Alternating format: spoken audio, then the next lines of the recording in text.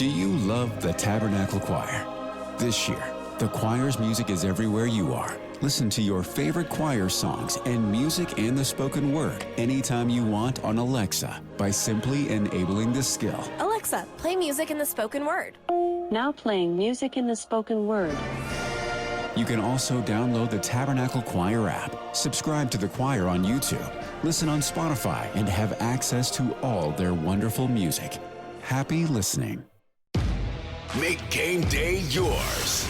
Tickets, food and drinks, stats, and streaming. Everything you need is in the Utah Mammoth app. Download today and make game night easy. Download on both Android and iPhone. Tusk Top. Hey! This is JJ and Alex. I made a name for myself. I told you I won't be denied. As you wrap up your day, it's time to get your fix of the teams you live for and the sports you love. This is JJ and Alex on 97.5, the KSL Sports Zone.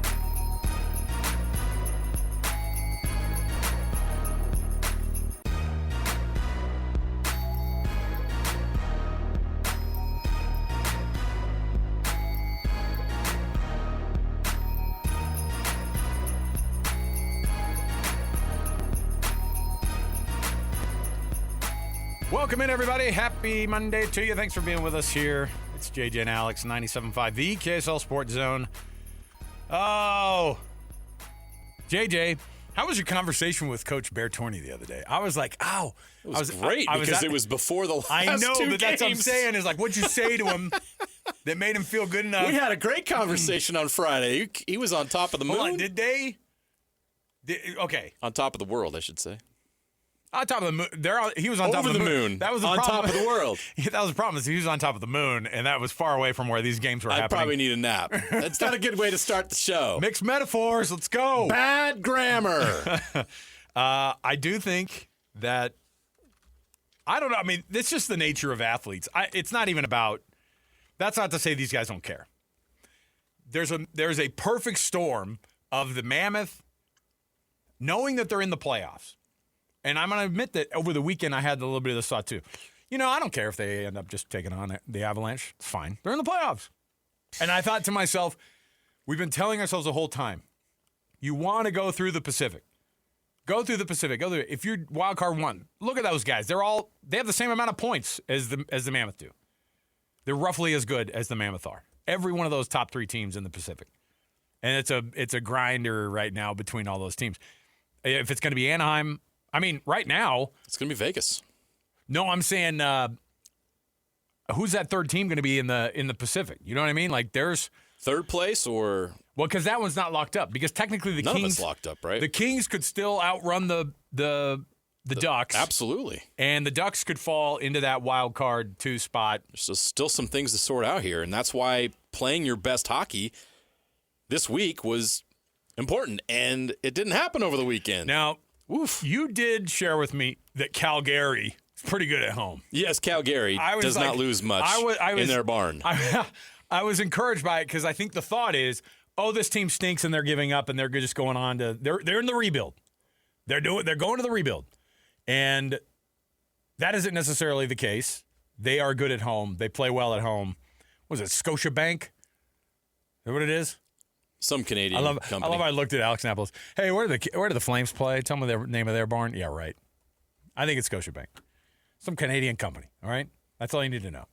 So, in the end, it's the Scotiabank Saddle Dome. Okay, there had to be some reference to the Calgary Stampede in there. Yeah, Throw a saddle in there, boom. Despite the sponsorship, you still kept the Saddle Dome in there, which I like. Have to. Anyway, welcome to the program. It's going to be a wild week. The Mammoth have 2 more games left. The math works out quickly here because I know we're going to get into the Jazz, but I just want to remind people what you reminded me before the show. Give me the maths on how this thing works for the Mammoth to be able to keep that wild card 1 spot. Magic number on points is 93. Got to get to 93 to lock it up. The Kings' best they can do is get to 93 by winning out. Yeah, I got to win all 3 games. Which that they have they're left. on the road, but they're not playing great teams. They play the Seattle Kraken tonight, and They also finish up with at Vancouver and at Calgary. At the Saddle Dome. Let's go, Flames. Which is not an easy place to play. And Calgary showed you last night, that's a team that's going to battle and try to win games, even though they're out well out of it. So that's where the Kings schedule lands. And, of course, Utah's going to play Winnipeg and St. Louis. And by that time, those teams will be eliminated as well.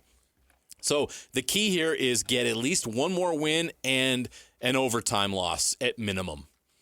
2 points plus 1 point in the other game gets you to 93, or just win them both and you lock it up as well. But you lose to the Jets coming up, and the Kings keep on winning Monday and Tuesday. Boy, you pucker up come Thursday. Oh boy, yeah, you need some losses. You never want help from all the other folks. Now it's weird because Thursdays. Why are they kicking it off so early? Because it's all these clinchings that are going to be happening at the. It must be because at the end of the year, because it's the last game of the year, and there probably does that mean it's going to be Thursday nights like a national. Is it going to be a nationally televised thing if it's starting up at 5:30? I didn't see national game on the schedule. I could be wrong. Either way, it's a weird start time. I don't like it. I don't like a weird start time. Oh, it's going to be on ESPN. That's an ESPN, not an ESPN Plus Hulu, but. ESPN, Disney Junior. You could tune into all of it. You'll be able to see it. Another interesting factor here that we have to measure is Anaheim could fall out to wild card 2. They finish with at Minnesota and at Nashville. Those are two tough. And Nashville's still in the mix, by the way. Yeah, for that wild card 2. Because they're at 86 or 87. Anaheim and Nashville could be playing for the wild card 2 on Thursday night. That's awesome. Well, like you said. If you win one of the next two, your last two, if you're the Mammoth, you have 90 points right now. You go to 92. If you get just a overtime loss and a win, you just need to go 1-0-1. That gets it done. That gets you to that wild card 1 spot. So and the Golden Knights. Well, I know we got to get the Jazz. Just finish the point though. Golden Knights playing the Jets at home and the Kraken at home. The Knights are the most likely team right now to win that division, and that would be the most likely first-round opponent for the Utah Mammoth if they finish with a wild card number 1. Well, is that all clear, everybody? Now we got all that worked out. It's going to be a fun week. Stay tuned for a while how the basketball draft is going to go. It's going to be decided by a freaking coin toss. You know why? Because even the terrible teams in this league, they can't even tank right. They don't even know how to tank right. It's good for the Jazz, though. Let's kick things off here officially. Let's get everything started and get talking about this Utah Jazz regular season that's been over. And, of course, the offseason is the more interesting part for us. But let's do it with the cut. Let's do it. It's time for the biggest story of the day. This is what made the cut with JJ and Alex on 97.5, the KSL Sports Zone. All right. Here's what we got. There is obviously something that we were all looking forward to, and that was the end of this regular season. It couldn't have come soon enough. The last 2 seasons, we were ready to just be done looking at, thinking about all of these. We didn't want to ever think about this again. And I'm extremely disappointed that the Jazz ended up with 22 wins with a historic blowout of the Memphis Grizzlies. Could we look at that and actually tell ourselves that might be the worst game in NBA history? Think about it. I don't think we've ever had 2 teams trying to lose so hard. And one tried to lose so hard that they lost by 50 to another team who was probably trying to lose also at some point. You will never see the mention of who these cats are ever again getting triple-doubles. I'm not ripping on John Contra. I'm not ripping on Kennedy Chandler. I'm not. Congratulations to Mezem Bang for getting a triple-double in the NBA. Listen, all these guys took full advantage of his opportunity. But those career highs in points are probably going to stay there for those guys for the rest of their career. I'm not ripping on what I'm saying is that this is what the Jazz had. When was the last time you mentioned Keontae George's name with some significance behind it? It could have been 5 months at this point. That's what it feels like. It's been a while. I mean, it was right after the All-Star break, right? I think, or maybe a month after. The ankle injuries, and then they pretty much shelved him. And then the hammy, you have the ankle and the hammy. You can't do anything with that. And we get why. It's okay. And if Nurk's nose is hurt, you can't play the guy. He can hardly breathe. He should do the Breathe Right strip commercials. Oh, When I broke some nose, CPAP something. he's like, after breaking nose, No more CPAP machine. I was able to play basketball because I got new breathe right strip. I don't know if his accent's not that thick. Come on. But the Jazz end up going 22-60 on the season. And then on top of it, the Kings have also found a way to go 22-60 on the season. Doug Christie's squad turned it up They really for the did. coach. They're keeping him, right? They are. They're keeping him. They're keeping Doug After an Christie. investigation by the NBA showed that the He's Kings bad. weren't trying to tank. He's just that incompetent. He's not a good coach. They decided we're going to roll it back. Okay. We hardly knew ye, by the way, Doc Rivers. we knew it was going to happen. And he tried to get ahead of it by saying, "Can't wait to spend some time with my grandkids." And you're like, "Doc, save it." Yeah. Because then the Bucks are all, "We're moving on from Doc Rivers." He's like, "No, I'm moving on from you. I need to see my grandkids." Uh-huh. So that chapter in Milwaukee ends. What are they going to do with Giannis? Don't know. So all these things have to be answered. But in the end, we wanted the coin toss. We thought we were maybe going to get it with a 21-63 or a 21-61 situation by both of those teams. Instead, both go 22-60. What are the odds that the Jazz win that coin toss, JJ? 0. I'm committed this week. Because this franchise is cursed. When is the – so they have to do it after the play-in, right? Yes. So they have to do the coin toss after the play-in. I want to, at the top of every show this week, I want to do a coin flip. And by the end of the week – We've been doing lottery simulators. Why not? I know. That's what I'm saying. Let's do the coin toss. And by the end of the week, what we'll have is we'll have an odd number of days during the week. And so we'll be able to have somebody's going to win 4-1. Somebody's going to win 3-2. But somebody's going to win. And then we'll be able to tell you if the Jazz have a chance.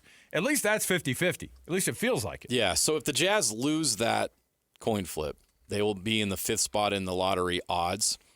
They have a 99.3% chance to keep that pick in the top 8. But there is that 0.7%. And that 0.7% chance just feels like if you know the Jazz history, instead of winning the lottery, that's the 0.7 chance they'll hit on. Okay. Well, so you're just like, it's just so nerve-wracking. When we look back at this season, what is going to be the thought? Is it just going to be lumped in with the 4 years of walking through the desert with no water? A little bit different. Because this year, with the extra, now they got fined last year for sitting Lowry, right? Yeah. But they got fined this year $500,000 as a franchise to just say, hey, you guys are overdoing it in a league that overdoes it every year. And so that's the part to me that I think is pretty interesting is how on earth are you supposed to figure out who this team is going forward? Don't know yet. Have to wait for that pick. But I think as soon as the regular season just ended with the Jazz, we can all move on and not have to make up in our minds the insanity of the development of Mezembang, even Cody Williams. The reality is there are going to be names that are not on this roster going forward probably. Obviously, a lot of these younger guys are not going to be on this team. The starting 5 for the Jazz next year is in the works because you're waiting. Are they waiting to start somebody who's going to get drafted? Do you think that there's going to be? Is there a version of if AJ DeBonsa if let's say they win the lottery, or let's say they even get the first or second pick, and let's say the first pick they take Cam Boozer or Darren Peterson. Let's say the Jazz get AJ DeBonsa somehow in that second or third pick. I think he's going to go 1, but whatever. Let's say the Jazz somehow get him. Does he start on this team next year? If he's better than everybody at that position on the roster, yes. Well, yes. Who are the guys? Who's he competing against if he was on that team? Ace Bailey? Is he competing against Ace? Yeah. Larry Markkinen? Probably not going to take his spot. Definitely not. Come on. You can't. No, there's no way. You gave like a look like, there's no way he's going to be starting ahead of Larry Markkinen just for the $40 million factor that Lowry gets every year. Well, I think you would look at the 2 spot, and that's probably where you would the debate would be Ace or AJ in that scenario. Okay. How many guys in this lottery right now would start for the Utah Jazz next year? 1, maybe 2. Okay. Would Cam Boozer start ahead of I don't think so. Jaren Jackson Jr.? No. Okay, so there you go. There you go. That's how good the Jazz are going to be next year. I wonder what it looks like I have hope from looking at teams like Houston, from looking at teams like obviously San Antonio. You look at Detroit on the Eastern in the Eastern Look at the top Conference. of the standings on both sides. They are teams that have built very, very quickly. How do you think the Celtics became a champion? How do you think that the Thunder got to where they are? Exactly. Drafting, a little bit of luck on top of it.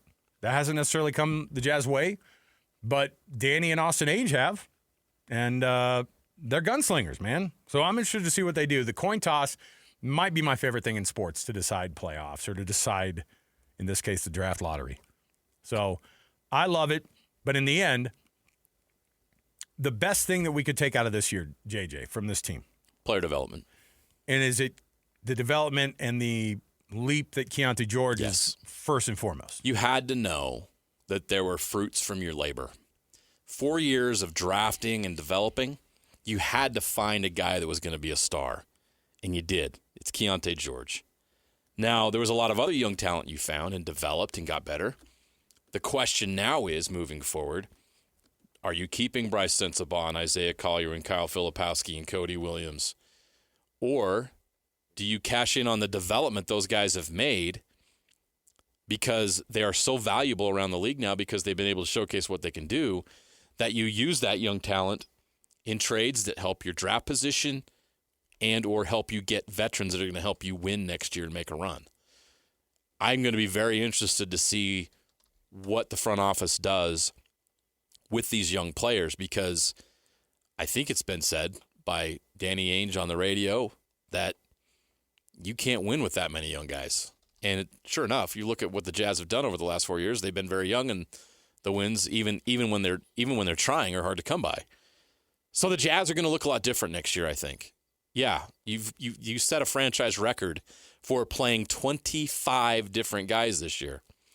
You were part of a tanking era in NBA history that saw 8 teams finish with losses of 55 or more for the first time in NBA history. This is a dark era in NBA history. It is. It sucks. The league is not in a good place. The league has to make some changes. The league has to take a long look at what it's doing right now and figure out where its place is in sports. Sure. And where they are with consumers and what people are looking for when it comes to sports consumption. Are fans happy with what they're seeing? Is this good TV when you tune in and you watch the Spurs beat the Sixers by 40 on NBC because 3 of the stars for the Sixers aren't playing? Is this good for the league? Is that what the TV partners want out of this? This league has a lot of questions to answer. And in the midst of all this is the Utah Jazz in their corner of the world trying to figure out, where do we fit in this next world of the NBA? Where do we fit now? How do we compete with the Spurs and Thunder and the top teams in the league? What are we building, and how do we win a championship? What is the next thing that we need to do in order to make that happen? So they're doing this construction of a contender at the same time while the NBA is going through some kind of weird era. And I don't know how to describe it any other way, because there's all these things going on with the league that aren't positive that they've got to address. What does that mean moving forward for the future of the Utah Jazz? We're going to watch that play out, and this front office has some challenges and decisions to make that'll be interesting to watch.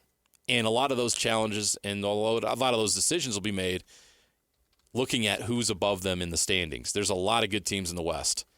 Obviously, the NBA is very top-heavy. I mean, the Nuggets just finished the season winning 12 games in a row. They're not going away. The Lakers have Luka moving forward. The Rockets, even though Kevin Durant is older, that's still a young team. The Minnesota Timberwolves have Anthony Edwards, and they're always going to be a factor when they have him. The Blazers are up and coming. The Suns are always going to be competitive because their owner has money. The Clippers, their owner has money. So there's not many teams, and the Dallas Mavericks aren't going to be down for long either. You get my point? Like, all these teams are going to be trying to win. How are you competing with them? And what does the future of the NBA look like? How is it going to change? What tweaks is the league going to do to try to improve its product and address some of these negative things going on? Do you remember you and I were both in Oakland staying at that fine Holiday Inn right next to the Coliseum? Great memories. Oracle Arena. Where they told us, do not walk out there without a group. Yep. Please. And our hotel had like 19-foot like razor wire above the deal. Wonderful place. And we had to go back and forth. You remember we kept having to go to practices in San Francisco, and then had to come back across the bridge every day. It was super annoying for those 3 days. That was peak Golden State, right? That was, I mean, they weren't even going to get close to losing a game in that series to the Jazz, right? No. And I think the Jazz had just beaten the Rockets, maybe. No. That was the year after. They beat the Clippers that year. It was the Clippers, and then the next year was Houston. You remember Joe Johnson shot in game 1, and that series went to Game 7, and then I was at Game 7 in L.A. They win, and then I was on a plane to Oakland. As soon as we get to Oakland, it was really funny because then we're looking at this team that is in the midst of, a dynasty. I think we could say the Golden State Warriors during that stretch were a dynasty. No question. And now that Golden State team is limping into oblivion. And the thing they have going for him, Steph Curry still has the jersey sales, and they're going to hang on to that until whenever. It worked for the Lakers and Kobe. These windows, they were able to keep that window open for an exceptionally long time. Yep. I mean, the 2021 championship was a bonus, right? I mean, crazy. It was it was insane. House money. It was awesome. Yep. And that's why it was cool, because then you're like, yeah, then they came back and got another one. And that team, I think people looked at it and go, and this is how we're going to see this blueprint from now on. And there is no blueprint.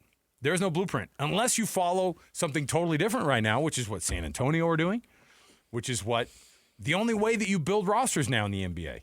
It's with your draft classes, which is why it's at a premium to lose. There's no such thing as free agency. You can make bonkers trades, but what are you trading? Usually draft picks. A lot of first rounders too. And for big names. And so you can be in San Antonio and continue to just show people small market my butt. We just freaking are they are the most impressive story in, I think, all of professional sports when it comes to stringing together multiple high-level world championships in a place that people go, no thanks. That people would say, don't want to play there. Normally, right? Yeah. And we got to see the best basketball roll through there for years. And right now, they're firing it right back up again. It's going to be wild to watch. I was never a believer fully of Wemby. It just seems so different. He looks so different on the court that I'm like, how does this work? Guy that's 7'3", knocking down three-pointers at almost a 40% clip. But he's at the three-point line, he takes 2 steps and then he's dunking it. We have seen a lot of crazy athletes in this league. Code. It does. How about the Detroit Pistons, who skip steps? The steps you skip in the NBA are based off of what the Jazz are going to be doing in the next few weeks. With the coin toss, with the draft lottery. That's why people are always pissed and talking about whether or not this thing's rigged or not.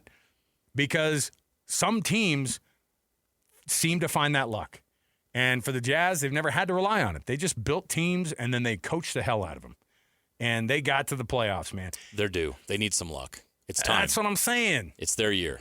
So whether or not the Jazz are going to be a San Antonio Spurs or a Detroit Pistons, probably not. But again, I use those examples because people don't look at those markets and go, man, you want to play at Boston if you're a young basketball player. You see the Celtics pop up and you're like, I want to be there. That's tradition. But these other markets that are able, Oklahoma City, my Sonics. I'm going to still say it until we actually get a team. My Supersonics winning a world championship with SGA. Yeah, no, I know it's not right. Doesn't work. But you see what I'm saying here. Yeah. All right, we got through the season.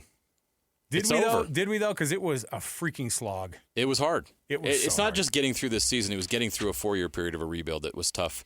And I think that a lot of fans listening, they want to get back on board with the Jazz, but it's been tough too. And a lot of people have checked out. And now the Jazz are going to have to earn and win those people back. And they'll have to do that by winning at a high rate. All right, we'll take a break. We'll come back. More to go right around the corner. It is JJ and Alex, 97.5 The KSL Sports Zone. Accessing. When TV and radio collide. Love it. Wow. This is what you get. You're listening to JJ and Alex. Don't touch that dial. On 97.5 The KSL Sports Zone. Welcome back, everybody. JJ and Alex, 97.5 The KSL Sports Zone. Alex, Kirry, Jeremiah, Jensen. Did you watch the Masters yesterday? So did you watch some golf Masters? yesterday? No, I didn't know what I did. What are you talking about? Yes, Alex, I watched the Masters. The unfortunate thing is And highlights on KSL Sports Live at 10:45. I was going to say, the unfortunate thing is the highlights that my kids watched were all of the fake AI Tiger Woods crashing his car at the course. Which I sent to you guys memes. today. You said that's another one that was actually I'm as the bad most as a teenager. That was the most wild I've ever seen. The whole thing, top to bottom. What's the guy's name? Ridley. The last name. What's his first name? The chairman of Ridley Scott. Ridley Scott.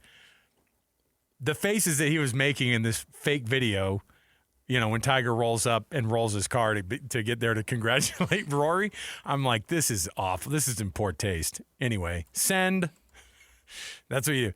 Oh, this is in poor taste. How dare you send it to my son? I'll probably get fired for sending you guys that video, but that's all right. Oh, come on.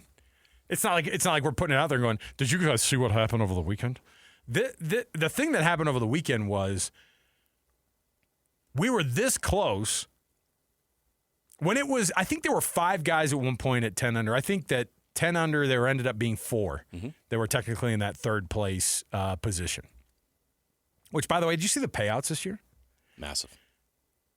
It used to be the entire payout, like even just 3 years ago, was what Rory got yesterday. $4.5 million for the winner. I've never seen it that high. 2.4 for second place for Scotty Scheffler. Not a bad day's work. Crazy cool. And as you go through, it was just a crazy weekend. And I was just loving how that thing went down. So we'll Can you get imagine winning $4.5 million in a weekend? No, he needed it too. He was. Yeah, because he's already blown the $4.5 million he won last year. Hey, what a great story. Rory's awesome. Got to put Poppy through school. You know what I mean? Absolutely. I think my favorite story was he skipped those other events at the very beginning of the year. Didn't go to Texas for either the Valero or the Houston Children's Open, whatever those. Right. I think the Valero's in San Antonio, right? Yes. He's like, I'm not going to San Antonio. I'm not going to Houston. He was at home with his family, and then he dropped Poppy off at school, go to the private airfield, fly to Augusta, play as many rounds as he could get in, probably a couple rounds, and then he'd go back to the private airport, fly home, pick up Poppy from school, and then they'd have dinner. Crazy. And so you think that type of preparation was? That's not insignificant. Now, what's interesting too is he can't just go play it. He has to have a member that vouches for him. It doesn't matter. Can you imagine? No. Nick Faldo's like, I can't play it unless I get a member to sponsor me. And you're like, what? You won it 3 freaking times, Sir Nick Faldo? Isn't that crazy? And they're all, can't take your jacket with you. Can't go play golf there whenever you want. I can't get a membership. No, these guys can't. It's so freaking hard. So, yeah, it was a fun weekend being able to watch that. What was not fun, and we'll get back to the hockey in a little while. What was not fun was these last 2 games for the Mammoth, and I don't want to minimize it. However, the Mammoth are in the playoffs. I don't want to miss that. It's a big deal. Second year in Utah, they're going to the playoffs for the first time ever with this head coach. These young kids, all of them are going to be in the playoffs for the first time, and that's who you're building this. The amount of experience they're going to get in the NHL Stanley Cup playoffs is going to be well spent. I don't care if they lose to the Avs 4-1 in the first round. They're going to learn a lot about what it takes to be a playoff team. What they are is tough, and that you have to be just absolutely bonkers tough in the Stanley Cup playoffs. I'm interested to see what the Avs are going to do. I don't know if Wild Card 1 is going to go to Utah's way. If it doesn't, there are some things with Colorado that you're like, they outscore everybody by a cajillion. They've also given up the most shorthanded goals of any team in the entire league this year. Odd. They also have the 27th worst power play. They are great 5-on-5. Guess who else is? The Utah Mammoth. One of the best 5-on-5 teams in the entire league. I would love, for the sake of promoting that game that's going to be at Rice Eccles, part of me gave into, you know what? If it is Colorado, I love it. Because if we want to make that thing a rivalry, they are not interested right now, by the way. This is like the old Utah-USC, like, oh, yeah, we're rivals. And USC's like, not really. We have like 7 other rivals. And maybe that's going to have to be the case with Colorado for a minute. I wish they were in the. I wish we could see them more often. But at the same time, these are divisional folks that you could play, and I got used to the idea of the Avs and the Mammoth, and I don't think it would be as much of a blowout as people might be thinking. I might be dead wrong. I'm not preferring that certainly to taking on whoever the weirdos are at the top of the Pacific. I can never get straight. Is it going to be Vegas? Odds are at this point, after the results of the weekend, but yes. But the top three teams are separated by 1 point. I think it's 91, 90, 90. Sure. It's just the schedule favors. Right. Okay. So I get it. But, man, losing these last two, for the Mammoth to lose at home against Carolina, I got that one. That's a really, really good team. That team could very well be in the Stanley Cup final. I've got the data right here if you want me to exactly look up the odds. So the first in division, Edmonton's now down to 28.8%. Where are the Golden Knights here? Where'd you go, Golden Knights? They're at the top of the Pacific, man. Well, I know that. I'm trying to find. There they are. I got it. It's in Las Vegas. 62% chance. Oh, okay. The Vegas Golden Knights have a 62% chance, and they actually have the third best chance on this whole list to make the second round. That's interesting. I think because they might be favored against Utah, or they have the third best odds to win the Cup.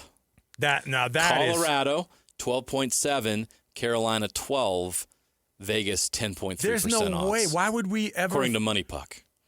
Is the idea that the West is strong enough that if the Kings were able It's the path. If the Kings were able to get to the conference finals against the Avs, or maybe if the Avs get upset by either Dallas or the Wild in the second round, which is what that'd be the path they have to go through, right? You have to look at it and go, those are two very, very, very good teams. They could lose to them. And I think the odds are there because LA doesn't have to go through that gauntlet, right? So if that's the case, LA could be they could also definitely be one of the teams that is just overrated, not very good in the playoffs. Well, I think the LA Kings are not good. Look at their record. How many overtime losses do they have? What is it, 17, 18? It's insane. It's the most that there's ever been. I think it's an NHL record. 19. Well, the Vegas Golden Knights have 17. Yeah, they broke the record with 18, I think. And the Kings have 19 overtime losses. So 19 of their 87 points come from overtime losses. Now, you credit them for being scrappy and getting to those overtimes. You lost those games, though. Right. Yeah. They only have 34 wins this season. How many does Utah have? 40, 41? Utah has 42. Yeah. Yeah, definitely one more. The Kings have the same amount of – they only have one more win this year than the Calgary Flames, who have the second worst point total in the NHL. See, this is where I think people – So this is how you find out who the frauds are. Yeah, the NHL is going, I know we've tried to fix the system here so that we can have the best possible outcome, and the one-pointers for overtime losses, it's hard, but, you don't want to end in a tie. You don't want to be soccer, but you also don't want it's just hard because awarding a point in a loss because you've got to an extra frame, it's interesting. But it's how the NHL operates. I told you that if the NHL had the 1 through 8 format the NBA does, right now the Mammoth would be in the 5 spot, just 1 point behind the 4 spot in the Golden Knights. Okay. This is all confusing, but the Mammoth could I'm here for all this week win home court advantage in the first round of the playoffs. Home ice. How dare you? I'm sorry. It is probably Old a habits court. die It hard. is probably a court right now, though. No, they'd probably throw that thing all the way down. Yeah, now the Jazz are done, so that ice is Just going to stay there for a while. Just ice for a while. So yeah, the Mammoth need to get this done, and I mentioned the odds. Let me throw out the wild card 1 odds for the Mammoth. For those of you that are like, oh, they're going to blow it, 93.9% that they're going to win that wild card 1. Still though, I don't know why. The Kings basically have to win out. Yeah, they do. They have to win all Now, three of their games. Their schedule's easy, so it's possible, but they have to win out. Okay. All right. But the clinching the playoff spot, I got to hear when you asked Coach Bear about it. I know he was just trying to be like, hey, this is what we work for. He's just a workman, going through there. But how big of a deal is it for that guy? Because at some point during November, we were looking at each other and going, I think Bear is in a really, really awkward spot right now. No, I think it meant a lot to him. And we went and talked to him on Friday. He was willing to acknowledge it because I set it up like, we understand there's work to be done, but you guys you've been through a lot. You and your staff and the players that were in Arizona have been through a lot. This has to be really special for you guys to get to this point and see that the fruits of your labor have come to fruition. And he's like, yeah, it is gratifying for them, even though they still have work to do. So this is a special moment for them, and maybe that contributed a little bit over the weekend to a little bit of a little bit of air coming out. Like we're all human beings. You get to something, it's like, oh, we got it, and then you have a tendency to want to rest and to step back a little bit because it's so hard to get there. I think this team will recalibrate this week. They know that they've got 2 games left to get this done, and they need to go into the playoffs with momentum. What we saw over the weekend was not them, and I don't think that's the kind of momentum they want to take into this playoff appearance, their first ever for the franchise. Getting into the playoffs is one thing. The Stanley Cup playoffs become something totally different. We've seen 8-1 upsets in this league quite often. The NHL has a reputation of it being so much more competitive in the playoffs than even your NBA games, your NFL playoffs. And so I'm interested to see if whatever the level is that the Mammoth dial up to in the playoffs, if they can step up to that. Obviously, their opponents are going to be doing the same thing. And some of them are going to have way more experience in the playoffs than the Mammoth. Don't care. Got all these young guys. They got all this youth on their side. Did they have we heard an update on some of the lower I didn't hear body anything injuries? on Sergachev. I know he got dinged up in that game. It must not have been major. I didn't hear a word. Okay. So going in relatively healthy to the playoffs. Yeah, is McBain ready? Is Hayton ready? That's what we want. Sure. Now. All right. We'll take a break here. We'll come back. When we do, we have our Weekend Warriors, people who won the weekend here for us. Top of the hour, Jake Scott, Utah Jazz pre-half and post-game host, and, of course, host of Jake and Ben. Going to join us and talk some Jazz and wrapping up the season and hopefully put a bow on it that feels finalized with this team this year, 2024, 2020, or 2025, 2026. 2024 was way worse from a winning perspective, but this one felt worse overall. Stay here, 97.5 the KSL Sports Zone. Ladies and gentlemen, the biggest name. You're locked into JJ and Alex. With the insight and analysis on the teams you can't live without. This is 97.5, the KSL Sports Zone. Welcome in, everybody. Happy Monday to you. It is JJ and Alex, 97.5 the KSL Sports Zone. Thanks for tuning in. In about 10 minutes or so, we're going to be chatting with Jake Scott. Wrap up the you know what? Jake isn't a game-by-game guy in the, he's a better 30,000-foot view guy than I think a lot of us are. And that's a guy who is right up against it, obviously covering all the games, doing the pre-half and post. I'm interested to see what his thoughts are on how this thing goes down in the offseason. You throw in a coin toss to make it even more fun. Should we be live from the coin toss? Where are they doing it? Madison Square Garden? Probably in the middle of Madison Square Garden? Yeah, that makes sense. Sell tickets. That's what I'm saying. We'd be there. Turn it into a TV show. We do our coin toss roundtable. Can we stream that? Coin toss roundtable at JCW's. I'm just saying it's an option. Why not? Waiting on one result. Weekend Warriors, people who won the weekend here for us. Let's start with the Jazz since we're talking. We've had so many things to say about this team in the negative. We've also seen a lot of that player development. And, of course, a couple of guys who continued to impress even through the final game of the season. Bez and Bang and John Conchar. Take a listen. All right, we go under 4 minutes with Bez not having a rebound. Look at this. Conchar to the window, triple-double. John Conchar with back-to-back triple-doubles. 3 no good. M-Bang rebound. M-Bang triple-double. Jazz bench explodes. Bez goes coast to coast. Layup good. Technical foul of the Jazz bench for over-celebrating. Of course they are. It's the Bez M-Bang triple-double night. That's pretty fun. I don't care. If you're wondering if you're wondering if the team was into it, when you guys are all on the floor getting teed up, that's pretty awesome. What was the actual final? What was the actual final points that they won by? Is it 48? Against the Grizzlies? Yeah. I've already forgotten. Yeah. I've already moved on. And then, of course, season's over. I honestly thought he wouldn't have had it. I thought he wasn't going to have it. I thought that this stage has been big for him before, and I thought he was going to go right back to it again. And we were going to see Scotty Scheffler do his thing. Scotty Scheffler made an effort, man, those last 2 days. He was down 12 strokes going into the weekend. He went 10 under on Saturday and Sunday. Not enough to knock off the King, who's now one of the very few to go back-to-back in Masters history.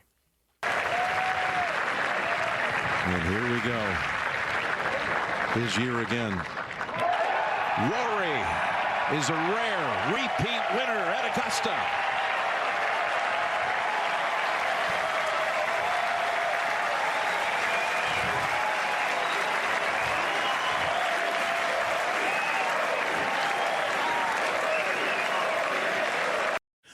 There you go. It was pretty fun to watch. Now, he made it interesting by hitting his 18th drive into the 10th fairway. But because it went that far over, when I saw the shot tracker, I was like, oh no. All right. He had a couple moments there. Oh, it's crazy. And then because Scotty had already blown the 6-shot lead, right? So this is Rory really in the past, maybe Rory would have crumbled. Boy, the mental toughness and fortitude that he showed in this Masters was phenomenal. He could have collapsed, and he didn't. We'll come right back. We've got more to go. Jake Scott's going to join us next. Put a bow on this Jazz season, hopefully for good. More to go. 97.5 VKSL Sports Zone. Make game day yours. Tickets, food and drinks, stats, and streaming. Everything you need is in the Utah Mammoth app. Download today and make game night easy. Download on both Android and iPhone. Just top. Derek Overstreet, founder of the New Millennium Group. We're a financial planning firm. We have advisors standing by right now to take your call. 888-999-6370. The reason you're going to want to call is we're going to help you retire 3 to 5 years before you thought possible. The way we do this is by putting together a step-by-step plan. So if you're one of those people listening and you'd like a plan in writing, give us a call at 888-999-6370. That's 888-999-6370, or go to utahsfinancialplanner.com. Your home for the best coverage of the Jazz, Utes, and Cougars is right here on The Zone. This is JJ and Alex on 97.5, the KSL Sports Zone. Okay, everybody, welcome back. It's JJ and Alex, 97.5 the KSL Sports Zone. Thanks for hanging out with us today. It is a Monday, and it was a big sports weekend. Here in the state of Utah, the NBA season couldn't have come to an end fast enough, but we did get the extra bonus of Doug Christie and the Sacramento Kings being absolutely even bad at tanking. And so the Jazz and the Kings are going to have the coin flip, which is one of my favorite things, that you decide grown men's fates in a billion-dollar industry with the coin flip. Joining us on the program right now, he's Jake Scott. That's where we're going to kick things off right here with the cut. Let's do it. It's time for the biggest story of the day. This is what made the cut with JJ and Alex on 97.5, the KSL Sports Zone.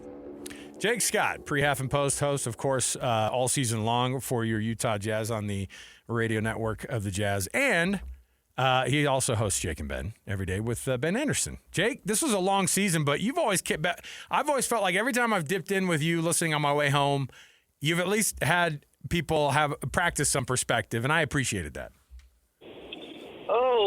I appreciate that. I truly take that as a compliment. You know, people ask me through the rebuild. I think I've said this on your show before, but it's funny. They talk to me like I'm, deathly ill or something. Like, are you okay? And it's like, no, I'm fine. In fact, I honestly tell people I don't really care that much about wins and losses day to day. Whatever. What I'm looking for is interesting, and hopefully doing post games, and admittedly some nights it's more difficult than others, but hopefully we grab onto something something interesting and are able to explore it. And it's not unlike of course I'm sure JJ producing a TV newscast. I mean, you still got to grab something interesting from the game. You still have to grab something interesting from post game, and that's ultimately what I'm rooting for. But it's been taken to the extreme, and I suppose I am looking forward to next season. Well, this season is over, and I think everybody's excited that the rebuild is over. But I think that there were some things that happened this year that were important. As you look back on this season, what impact do you think this season will have on the future of the franchise? Huge. I mean, it's huge for a couple of reasons. I mean, the trigger, because there's two most important stories and they're connected, in my opinion. Mm-hmm. You know, the trigger to make the Jaren Jackson Jr. trade was Keontae George becoming a guy. If that had not happened, the Jazz would have kept their, not would have, I mean, what do I know, but could have, I should say, kept their powder dry. Don't make the move for Jaren Jackson Jr. and, continue to rebuild until you find enough guys that you feel like you can be competitive. I think, saying, Keontae is going to go ahead and make the next step. He's going to obviously be good enough to have a role in the future and a big role potentially. He saw that potential and said, okay, let's make a move. And it also allowed them to keep Lowry. How long could they kick the Lowry marketing can down the road? So, Keontae George becoming really a fine player on and off the floor. By the way, they just glow about him over there about what a fine job he's done developing himself as a person, and honestly, kudos to him for that. But I believe that happening triggered the Jaren Jackson Jr. trade in some respects, and also allowed them to fit Lowry into the window, whatever that is. So, I would say those are the biggest things for sure. Well, let's talk about a window, because the other thing that is interesting to me is the Walker Kessler piece of this that I tend to sort of just go, oh, yeah, look, the starting lineup is going to be these guys. And then you throw Walker's name in there, but some work has to be done, of course, to be able to make that happen. And when they do make it happen, how long can you maintain a payroll like this for this team? And how long could a window be open potentially? Well, the answer is it could be real short, which is funny with the NBA and how they've decided to structure things, if you don't make the right decisions. Like the Donovan and Rudy window, whatever that was, honestly wasn't open that long. Right. Because of these cap issues, and you have to make the right decisions. But if we're looking in the short term, honestly, Walker's going to be back.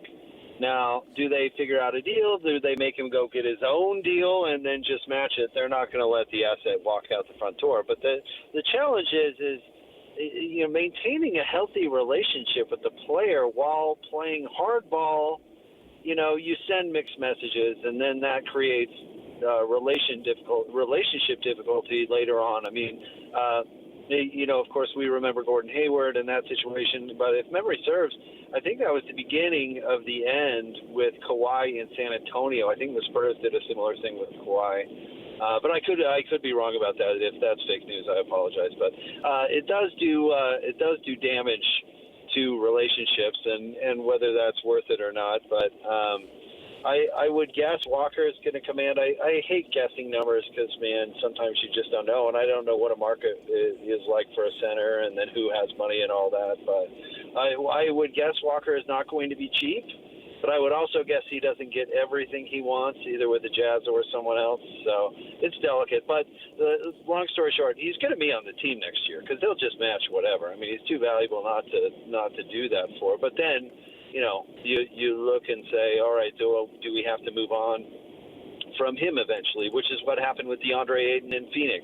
DeAndre Ayton went to restricted free agency, got a ridiculous deal. Hell, guys, remember who signed him? Was it Detroit? Detroit signed him to a ridiculous free agent deal that the Suns had to match, and then lo and behold, they move on from DeAndre like a year later. I mean, maybe there's a scenario where that happens. So, but you just can't let a guy that could walk for nothing. So they won't do that. But then they've got to make decisions. And how tolerant is Ryan Smith of paying luxury tax and all that sort of stuff? It all comes into play once you start making a decision to win. But if you're going to start looking currently, you've got to have your two max guys, and that's Lowry and Jaren Jackson Jr., and then maybe you plug in. I don't know if Key gets a max rookie extension. I kind of doubt it, but he did have a great year. But he's eligible for an extension, so what does that look like? Do they push that out another year and make Key go into restricted free agency? There was a whole lot of ifs, but it's better than having nothing and praying for draft picks. So it's up to that brain trust over there to make the right decisions, because once you get capped out, it gets tough, to your point. Another thing that this franchise worked really hard to do was to give them the best chance to keep that draft pick. And unless they lose this coin toss and a 0.7% chance comes to fruition, they are going to be successful and keep it. So they're going to add a lottery piece to this roster that's already been built. As you look at the players that are available, regardless of where the Jazz land, what player that's in that top 8 do you think would be the best fit for them? Oh, I mean, best player available. AJ, Darren Peterson. I mean, you can take your pick. You can look down the line. I think the draft experts, which I am not one, are saying this is top 10, top 8. I think are kind of the numbers that I'm hearing. But maybe check out Kristen Peek's fine work. She does a good job with draft stuff. But I think you can expect an impact player. I think it's a valuable pick. Even if they wanted to trade it, they probably could get a lot for it, just based on the reputation of this draft alone. But I think it is important that if they could get a guy and plug him in somewhere where he could play a role, then you have a talented player on a rookie deal, right? But I've been kind of sticking to this when it comes to the Jazz in the draft. They have the real luxury that they don't have a real need. I mean, they can take the best player available. And whether it's pushing a young guy or filling a role immediately off the bench, given Walker's contract situation, would you say no to a big? I don't think I'd have to memory, so I don't think there's a big quite that high in the projection. So maybe that's not a thing, but they wouldn't say no to that, right? I mean, to take a point guard, have some negotiation leverage with Keontae, I don't think they say no to that. There's a lot of good point guards in this draft. It'd be tough not to take one. Yeah. No, but listen, you can never have too many bouncy, long wings, Like, the Jazz are in a position in the draft where they can take whoever they truly think is the best, because they don't have that, we kind of need a big thing or any of that. They can evaluate and make a straight pick. Jake Scott joining us. Of course, he hosts Jake and Ben every day, 10 to noon right here on the KSL Sports Zone with Ben Anderson. And he and Ben are our top dog insiders for the Utah Jazz, and we lean on these guys a lot. And they went through quite a bit the last 4 seasons. Jazz fans have been through it for the last 4 seasons. What is the model now? Is it just something that people look at and go, oh, San Antonio's doing it right? You just build in the draft and get a little bit lucky, but you can skip steps, it feels like, in this new era. I think sometimes I hate the model discussion because it's impossible to replicate what another team does, right? How do you replicate what Golden State does? It's like, well, you find the best shooters on the planet, the 2 best guys at the exact same time. It's in Oklahoma City had Paul George make a crazy loyalty. What am I looking for? I mean, a bout with loyalty, and decided to re-sign with Oklahoma City. Who could have seen that coming? And only to be traded a year later. It's wild to pick out the model thing. But can I tell you? I think if you want to throw the skipping steps thing out there, that's the Jaren Jackson Jr. trade. I mean, that takes you from a young team to a youngish team with a guy who's made multiple playoff, I don't know if you want to call them runs, but he's certainly been there. Defensive Player of the Year, All-Star, all those things. Like the dude is not new. He's proven. He's really good. He's huge. I think all of a sudden the Jazz are huge, which I think is so compelling, because you guys, we have been talking about undersized teams since the dawn of time. I mean, Bojan Bogdanovic, go out and play against Giannis. Good luck out there, And all of a sudden, the Jazz are the biggest team in the league. Ace Bailey is your 4th biggest guy on the floor, and even positional size, Keontae George at 6'4" is not bad. And so all of a sudden, this Jazz lineup is giant. I love that. At a time when the league is zigging, where they're going one way, the next thing is going to be a zag, right? And the risk with a zag is sometimes you miss, but you're huge, you're athletic. Lowry can shoot the crap out of the ball. Jaren Jackson shoots it very serviceably enough, certainly enough that you have to pay attention to him. I mean, I think unique is a winner in the NBA sometimes. You find out what's next, especially if you don't have Shea. Jaren Jackson and Lowry are great, but they're probably not as good as Shea. So if you don't have that, I hate the, if you don't have the league's best player, you can't win. Well, figure it out. And so I kind of like the uniqueness going forward of having the Jazz having a huge team. And Ace Bailey's one of those guys, and we all saw the flashes that he showed this year, and there was so much to get excited about. But obviously, this is a team that's going to be trying to win and get to the playoffs next year. Is Ace Bailey, have you seen enough from him to believe that by next season he will be a starter on a playoff team? Oh, man. Well, starter in a sense, let's keep in mind that Ronnie Brewer started at the 2 guard. Fair enough. On plenty of playoff teams. So, yeah, and it was 4-on-5 most of the time in the playoffs, too, which you don't want to be in. So that was a weakness. Yeah, that was. Well, he could guard. Ronnie could guard. Of course. The dunk spot, yeah. For a 2 guard. So let's keep that in mind. The thing about Ace, and I think I'll steal from Locke a little bit too, because he said this a couple times, and I think he took it on a conversation with a coach. But that Ace, a few times a night, does something that only a handful, 10 or 12 people on the planet can do. These pull-ups with this bouncy jumper and, some stuff that's just whoa, there's nobody on the planet that can stop that. And he's got athleticism. He's got size, skill. I love his demeanor. It's always, his head's always up, He's got a smile on his face too, which I like, but his head's always up. I think he battled this year, which I think is a good sign, the sickness, and then all of a sudden he's out of the rotation, bided his time. He didn't come in with a lot of entitlement. I think the signs are there for, hey, the Jazz have a role to fill. This guy's going to grow in and fill it. But back to our draft conversation, you pick a wing, and all of a sudden Ace has somebody pushing him, and Ace isn't the hot new toy in town, and there's a new rookie Biden for, or lottery pick Biden for star status, and that rising tide lifts all boats, as they say. So, that could be good for him too. He has to get better, no doubt about it. But he's got little stuff that you just go, okay, well, a guy your size doing that's going to be very difficult to game plan for. The final, I think, player availability of the year, we caught Chandler Holt walking through, and I said, hey, how'd that availability go? Who did they roll out? He goes, oh, it was Nurk and Kevin Love. And then everybody's asking, are you guys coming back, or do you guys want to come back? And then today at the end of the year press conference, and Will Hardy was asked about it. What's the benefit of getting guys like Nurk and Kevin Love back, who've both expressed interest in signing back up to be with this team? Oh, yeah, I'm sure they both did. I know. It's I'd love to come back. I'll sign on that line for a certain amount, and I'll just keep it going, man. Yeah. No, listen, I think Nurk still has some gas left in the tank. I'm not so sure about Kevin Love. I mean, do we want to talk about the value of having veteran presence in the locker room? I'll listen to that. But the Jazz are all of a sudden pretty short on roster spots.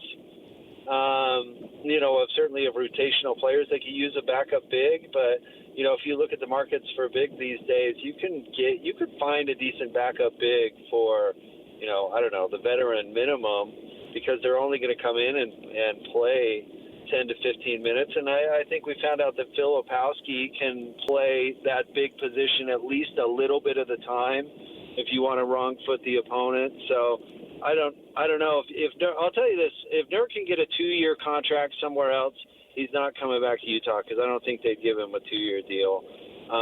Maybe like a 1-year vet minimum kind of thing. I could see that. Kevin Love, I'm not so sure where he goes from here, but I don't think even the tanking Jazz really expected to play him this year. I don't know. Did you guys get a different vibe than that? Exactly. Yeah, agree. I think they brought him in to kind of, be a parent. I don't think they were expecting I was shocked how much he played too. Yeah, I was. Yeah, right. He was shocked how much he played too. I think that was part of the deal too. Yeah, so I don't know. I wouldn't guess either one of them is back. Maybe Nurk with a league minimum, because it appeared to me anyway that he he enjoyed his time here. I mean, he said nice things on Twitter today. And they certainly were great all year long and said some great things about Utah and their time here, which is also always good to hear. Real quick, can we just say that let Nurk cook and that triple-double stuff, that wasn't real. That's not his role. That's not ever going to be his role. Yeah, even if he's back next year, let's not let Nurk cook next year. Yeah, agree. Right. So agree. Sorry, I had to get that out. On the other end of that spectrum is all these young players on the roster. Suddenly, you're trying to make a playoff, and all this youth is not an asset at that point.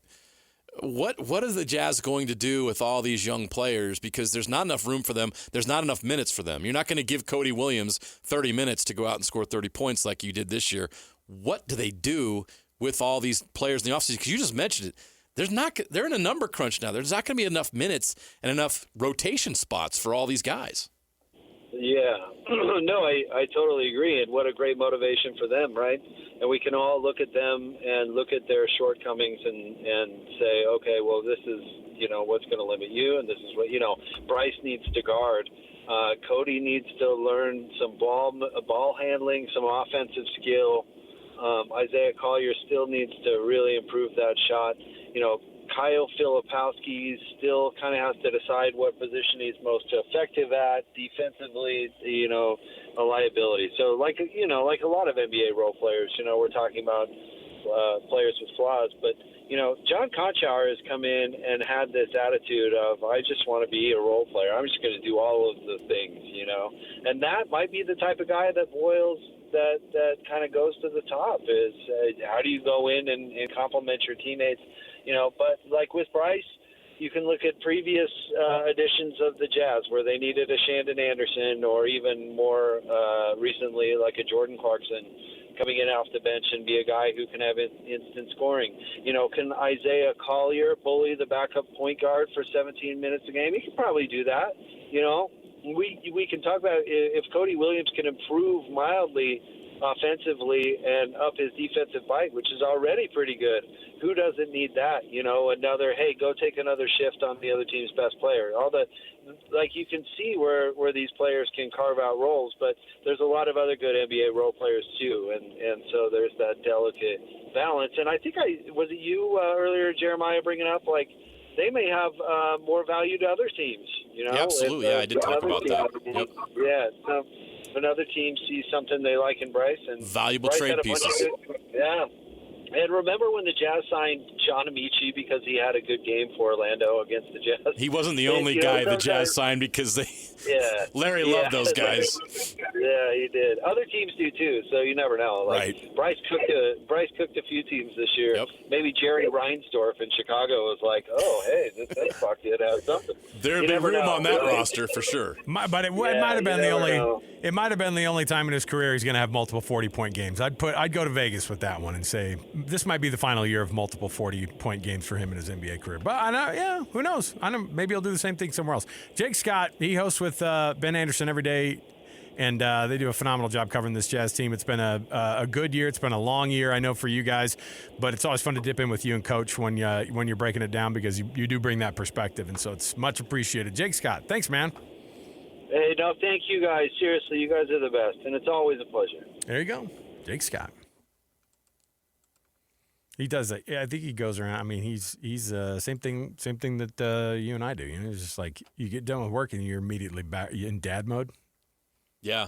You gotta flip that switch. Got to do it all immediately. So, respect. All right, we'll come back. We've got more right around the corner. Stay with us, 97.5 the KSL Sports Zone.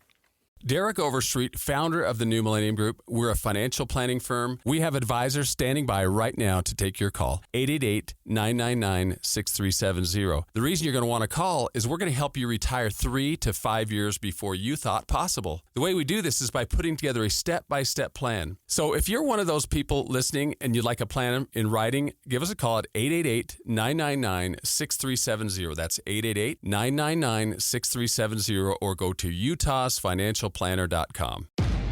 Make game day yours. Tickets, food and drinks, stats, and streaming. Everything you need is in the Utah Mammoth app. Download today and make game night easy. Download on both Android and iPhone. Tusk Top.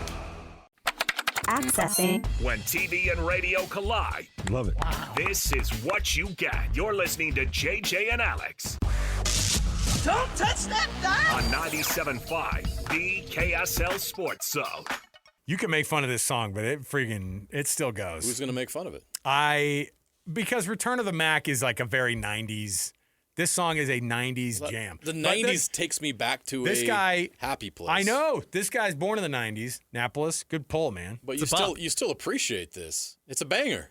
Right? It hits. It slaps. I'm no unk when I'm listening to this. You just ruined the song. I'm no unk. Don't call me unk. I think you are an unk. You know what? My goal in life is for my kid not to be one of those guys on Instagram that has the fake teeth and was like, you know what I'm saying, dog? It was like, have you seen those guys that like put the fake teeth in and they're like, I don't even know who these cats are, but my feed, I don't know if my son has like followed him or something, and then like he talks to me about them, and then it's these guys that basically have full face tattoos, full grills, might be 20 years old, and they all look the same, and they talk like they're the next gangsters, and it's usually just Michael from down the street. Spoiled kids. I'm just like, as long as my kids don't do that, I think I'll be okay. You talking about the Island Boys? Those guys, the Island Boys are different. I think those guys are different, but like kind of the same look. Where they do that. These guys have like tattoos over their eyebrows and stuff. What job are you getting? I think one of the things that Napolis enjoys the most about this job is hearing the ridiculous making things fun of our old butts. Yeah. That's fine. I think he does. He's able to have a good time with us without, he keeps us young. Thank you, Napolis. Keep the show young again. Well said, Unk. Oh, my goodness. Hey, so, by the way, KSL Sports, the KSL Sports Zone, and Beehive Meals, honoring people that impact youth sports in our communities. How do they do it? Nominate the youth sports volunteer that you know for the Beehive Meals Hero of the Week program. KSLSports.com/contests. It's that time of the year when, like, local baseball's firing up. This is when you're noticing other parents parenting your kids more because you're not at the practices, you're not at the games because somebody else stepped up and volunteered, and those are the people we like honoring. It's the Beehive Meals Hero of the Week program, KSLSports.com/contest. We read the winners off every Thursday, and then we hand out $250 from Beehive Meals as well. Well, we knew it was going to happen when he entered the transfer portal and said, "Don't talk to me. I've already got it figured out." Collin Chandler, former Farmington Phoenix, coming back home. I mean, he even said it in his little thing. He's like, "I'm going to go back home and figure it out." There's no surprise. Lots of names leaving BYU's program. Kostic was the latest, right? Who left today or entered the transfer portal today? Kostic is in the transfer portal, and Abdullah Ahmed, yeah. Was there another one? Broke recently of a player coming in. Hold on. Hit the breaking news sounder. If we can do it while it's still fresh, then we'll count it. From the ever-changing transfer portal in the basketball world, JJ, what do you have over there? So Travis Branham, who works for 24/7 Sports out east, apparently covers Syracuse basketball, reports that Syracuse transfer Tyler Betsy has committed to BYU. He's 6'8", shot 40.7% from three this season. What does BYU need? Size and shooting. And they just added somebody who could help them with that, they hope. You know we what? Will see. Well, I'll tell you what. They had a guy who was a 6'8" wing this year, forward, right? That works in the Kevin Young style of athlete. Now, I don't think they're going to make no doubt about it. They're not going to be asking Tyler Betsy to be AJ DeBonsa, okay? What I'm saying is that we talked about how much size is going to be at a premium for BYU and for any college basketball team. But, I mean, that was so blatantly obvious that was the thing that they lacked. And when you can't recruit size, like you just feel – you get small guys and you feel like a small school. I don't care how much money you have on the roster. It just feels like if you can't recruit those guys who are 6'11" and 7 feet or a 6'8" wing, then it's going to be tough. Did you see Jerry McNamara's press conferences? He cries it every second, and I love it. That guy's going to be awesome. It's passion. I know. All right, so there you go. There's the breaking news. Tyler Betsy, 6.7 points per game last year. You maybe Yeah, are but concerned 40% about the from point three. production, but he shot 40.7% from three. He'll take it. Feels Hey, neat. if he's doing that out east, Former 4-star player, by the way. there you go. And look, you'd take a former 4-star guy who played at Syracuse already and he's shooting well over a high school kid who's a 4-star guy any day. I hope you do. Yeah. But Collin Chandler coming to BYU, what are they going to get out of him? What do they want to get out of Collin Chandler? Who would he be coming in and replacing? Is that kind of the Richie type of player role, is, in my opinion, kind of does a little bit of everything. His stats last year they're not gonna wow you. He only averaged 9.7 points, 2.8 rebounds, 2.3 assists, shot 43% from the field. You don't love that, but he did shoot 41% from three. And the prior year, in 30 games that he played, he shot 34% from three. So he's improving as a three-point shooter. What Collin does have is athleticism, and one of the dunks of the year came from Collin Chandler last year, if you remember earlier in the season. So he has that combination of athleticism. He's 6'5", 205, so good size, good bounce, does a lot of little things. I would compare him to a Richie Saunders, and I could see him playing that role as a guy that can help them from the three-point line. What does he play? He's a shooting guard, in my opinion. I don't think he's a point guard. Maybe he could play that role if he was asked to. 2.3 assists. College assists isn't that big of a deal because of the way the game's played. I think he adds athleticism. He adds a perimeter shooter, and he adds all those elements that BYU is looking for in the mold of a Richie Saunders, and I think he could develop into that type of a leader as well. So big of a roster turnover that they're going to have, and I think that college coaches have to be when a big replacement of roster would happen after a season. We used to look at that and go, "This program is a mess. They don't have their stuff together." But then you go back and you go, "Okay, remember when the 2021 portal opened up and NIL was live that year?" Yeah. Prime put 74 new guys in Boulder, and he cut 66 other ones. And no one had ever seen something like that happen. Now, they had relative success for 5 minutes because that was their model was we can just bring guys in who might be able to make a difference right now. And basketball is even more so. I think that this is like, you can see, listen, if every team in the NBA could go out and just change their entire lineup immediately, you would have a lot of teams who would be changing their lineup immediately right now. And you would see immediate results, either getting worse or getting better. But in this case, if you're BYU, I think that because I saw a lot of people being like, "Oh man, people are bailing on Kevin Young, man. I think the honeymoon's over." Jeez, that's premature. I know, and I was like, I think that this they did make the tournament, but this is the standard for all of college basketball now. If you are not a guy who goes out and if you don't lose 4 guys who are either starters or big time rotation guys for you, and then switch them over with big time other guys who are you just replace their name on the payroll. Now I don't know how much money that Collin Chandler's getting. I don't know how much Rob Wright is asking for. I don't even know if they necessarily want Rob Wright back. I don't think they have a point guard right now, though. So they would, but it's got to be at the right price.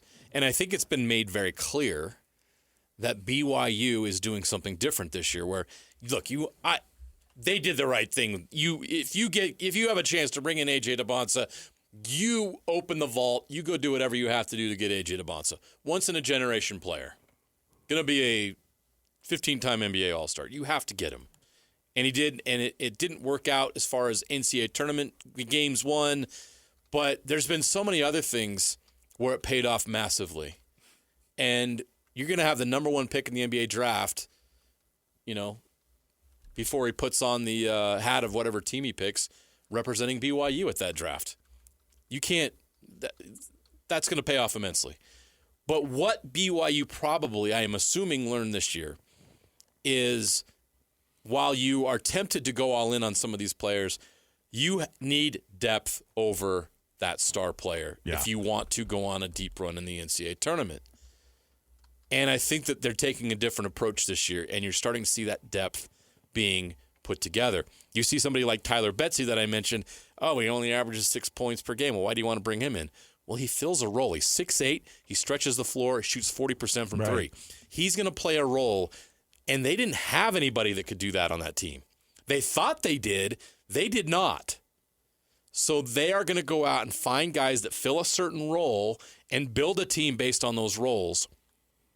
They're still going to probably have one guy that's a star. Does Collin Chandler develop into that star? Maybe. I still think he's a Richie Saunders type star. I don't know if he's All-American star. I don't know if they even want to, if they're even looking for that kind of a guy at this point. Yeah. Bruce Branch might be, but I'm not sure Bruce Branch is a number one. But remember, they do have Bruce Branch. They'll have Collin Chandler. That's a lot of talent. We'll see if they go out and get that number one guy or if they think one of those two are the number one guys. But they're starting to put the pieces together with the room they have now with all these guys leaving that didn't work out. All the names we've mentioned, are they going to miss any of them? It's harsh to say. But like Jonathan Tavernari comes on the show, this is pro basketball now. Yeah. This is a business. So we're talking business.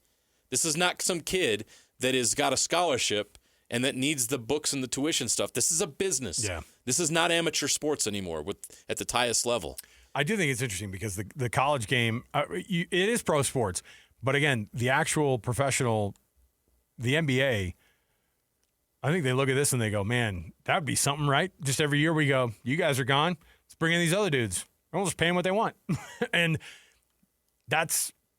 so what I'm saying is it's even more of a Wild West. Yes, it is. Than we could have imagined. There are no contracts, essentially. But I you know think what? There are, but there aren't. If you've got a good GM of your program, and Kevin Young's brother, I think, does a pretty darn good job. I think that they all get together and they figure things out, and I think that they probably know what good basketball looks like, and they know what good recruits are going to look like. It's just about whether or not you can get that person in and have them gel with the team and figure things out in the locker room, and if they are the right price. All right, we'll take a break. We have Sucks to Be You next. People from over the weekend who we noticed did not have the best of weekends. So stay here, 97.5 VKSL Sports Zone. Basking in the sports misfortune of others to help make you feel just a little bit better about yourself. As JJ and Alex present, yes, we got beat. We got beat badly. It Sucks to Be You. Welcome back, everybody. JJ and Alex, 97.5 VKSL Sports Zone. I always love that we give stuff away during Sucks to Be You. When we do this on a Monday, I think it's appropriate. People who are, look, maybe you had a little bit of a sucky weekend. There were parts of it that sucked for me, but that's part of life. You know what I mean? Yeah. How about we sweeten the pot a little bit? If you were listening to DJ and PK this morning, they gave out the Chevy Strong Play of the Weekend, as they always do. If you can recall what that play of the weekend was, and boy, even if you just took a quick guess, you could probably get it. And you give us a call right now, call in number 12, 801-575-ZONE. Get a little gift card from Amazon. So there you go, courtesy of your Rocky Mountain Chevy dealers. Sucks to be you. Now, this is a little bit of a fake sucks to be you, but that missed putt by Scotty on 17, the Scotty Scheffler miss at 17, my son and I stood up. It was like, boom, it was in. In our minds, I was like, perfect line. And it was the camera angle, it was all the stuff. I was like, that's a tough putt, by the way. That got a lot of other guys. Oh, my goodness. Scotty is the most clutch dude in this tour. There's the reason he's the number one in the world still, right? He is ice freaking cold. He did not like he said he didn't like he did not like the conditions on Friday. He felt like the course gamed up the course too soft, and then it was whiplash on the Saturday to read the greens and stuff. But that's what Augusta does. They can dial it up how they want. And as he put it, he's like, we play an outdoor sport. We're subject to nature. However, they actually can dial it up the way that they want to. They can make the greens softer or harder depending on how they do it. The pin placement, it's always pretty fun to watch, but it doesn't really suck to be Scotty Scheffler. But that missed putt right there, we were one inch away, a half an inch away from an awesome playoff between Scotty Scheffler and freaking Rory. How awesome would that be? Sucks to be Sergio Garcia. The real kind of sucks. Oh, yeah. So he had one of the bigger meltdowns I've ever seen at any PGA event, and he did it at freaking Augusta National. And he's a former champion. They don't care if you're a former champion. If you don't represent what Augusta National is, he whacked his driver against the ground 3 times, and then he smashed the head of it, broke the shaft against I think like the divot replacement box that was next to it, or the tee, I don't know what it was, but he crushed it on there. And then after he got chided because they came up to him. They had some Augusta officials come up to him, and they're like, "What did they say to you after the thing?" He's like, "Next question." I think he got in trouble, which I love. I love that you get called into the office. If there's going to be a place they're going to call you into the office, and that it'll smell like an old middle school office, it'd be Augusta. Yeah. You know what's funny is Garcia got caught doing that, but there was another guy from Scotland that did something at the Masters too. Robert McIntyre, who also could face disciplinary action at the Masters after he was caught making a middle finger gesture while making a quadruple bogey on the 15th hole on Thursday. That went under the radar. I didn't know that. Did he flip the ball off? He flipped off the hole. See, that's he flipped off the 15th green. If he would have looked back at a patron and flipped them off, that'd be different. I'd be like, eh. He flipped off the green. He put it in the water. He'd had enough. Quadruple bogey. I just wish John Daly would have won the Masters so we could see him back every freaking year. Can you imagine him at the dinner? He'd kick his shoes off and he'd be barefoot. You gonna finish that? What are you doing, Tiger? Come on, man. You can't just do the grilled chicken. You can't just do that. People were making fun of the menus over the years. Yeah. Tiger's first champion menu, of course, he was only like 20. Yeah. Was a total kid meal. It was Shocker. like milkshakes, hamburgers for the appetizers. And then it was like grilled chicken. I like grilled chicken. He was literally a kid when he won the Masters. I know. Real quickly, also sucks to be the LA Lakers who are going into the playoffs, limping into the playoffs. They're gonna reevaluate the old boo-hoo. Sorry. I know. They'll reevaluate the hammy. Boy, the Lakers just can't catch a break. I feel so bad for the Lakers. They're going to get eliminated pretty quickly. I do feel bad for Tyrese Halliburton, who's going through a pretty bad bout with the shingles. Oh, shingles are no joke. I thought it was a 60-plus situation. Go out and get your vaccination done, kids. Tyrese Halliburton is like his recovery from his Achilles is slowed down because of the shingles. Oh, my gosh. I know. That's brutal. He'll be back next season, though. He'll be fine. All right. We will come back. Cole Bagley.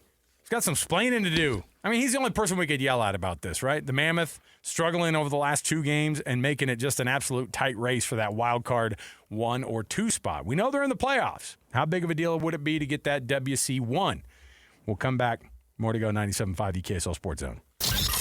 Ladies and gentlemen, the biggest name. You're locked into JJ and Alex. With the insight and analysis on the teams you can't live without. This is 97.5, the KSL Sports Zone. Bell, Biv, and DeVoe. Are they all still with us? Yeah. Okay. Hoping for a reunion tour soon. They are in spirit. Maybe they're in Wendover. I don't know. Hey, the 3 of us should do like Win Ticket Wednesday, by the way, is going to be a ticket giveaway for a band that covers one of the great bands of all time. I'll tell you about that in a little while. But we could be a Bell Biv DeVoe cover band. Look at this. He's got a 3 of us. I'll be Bell, obviously. I nominate Alex Napolis for Biv. And then you can be DeVoe. Thanks for not that. Not to be pronounced Devo. Well, which of the Bell Biv DeVoes was the most famous? No idea. Because I bet nobody could name their names. I love how you have an opinion. You're looking at it. I have to. What are their names? What are their names? Ronnie DeVoe, Michael Bivens, and Ricky Bell. Ricky Bell was the lead vocalist, so he would be the lead. That would be you. I've got the pipes. I hate to admit it. Okay. This is the dumbest conversation we've ever had. I love it. It is kind of dumb. Bell Biv DeVoe. I just love that our producer, Alex Napolis, who was definitely not even born way before this song was released, is into it. So there you These go. guys are like 60 years old now. That makes me feel old. I know. It's bad. Let's jump into this part of the program. It's the cut. Top of the hour. Let's talk some hockey with Cole Bagley. Let's do it. It's time to talk hockey with the Utah Mammoth and NHL insider on KSLSports.com, Cole Bagley on 97.5, the KSL Sports Zone. Top of the hour, this 5 o'clock hour is brought to you by the good folks at Trajan Wealth, TRAJAN Wealth.com. Trajan Wealth for all your trusted local needs in retirement. And Cole Bagley appearing, brought to you by Hercules First Federal Credit Union. Growing stronger together. I read both of the hat trick pieces that you guys put together after those 4-1 losses over the weekend. I know that there's no such. I mean, I don't know. Human nature's funny, and how teams can act after you already know you clinched the playoffs. I know that this team isn't going out there and going halfway. I think this is more a function of how competitive the NHL is all the time. Even it doesn't matter what night it is or what game it is in the season or what team you're playing. Those guys want to beat the crap out of you, and I think that the Mammoth fell victim to that, Cole. Yeah, they did for sure. Especially, looking at the schedule, the Carolina Hurricanes were never really a game that I circled as a win or a game that was going to go particularly well for the Mammoth. I mean, that's a team that could win the Stanley Cup this year. And even though they were missing a few players and a couple of their guys didn't play as many minutes, that's a really good team. And it's a team that just plays a style that Utah struggles to keep up with. They play with a lot of speed, but they play very disruptive hockey. They're a very physical team, and they just created havoc all over the ice, and Utah struggled to keep up. And then, I don't know that the schedule was overly helpful for the Mammoth as well. They lose to Carolina at Delta Center. They have to jump on a plane that night. They go to Calgary, and obviously the Flames are one of the worst teams in the NHL. But like you said, there's no nights off. There's no easy games, and not at their place. Certainly, when you look at how well they did at home, like you can't take those guys for granted.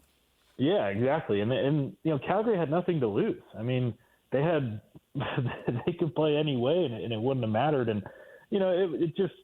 I think for Utah, a lot of fans are. It's funny. I feel like we've graduated. The fan base has graduated to really high expectations already. I mean, hockey's only existed here for, the NHL's only been here for 2 seasons, but I feel like we're dealing with, fans that have been around for a really long time because there is no room for error.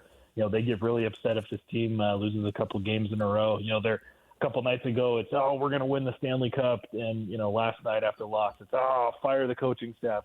It's the worst thing in the world. But, I just think, for this team, they're still experiencing growing pains.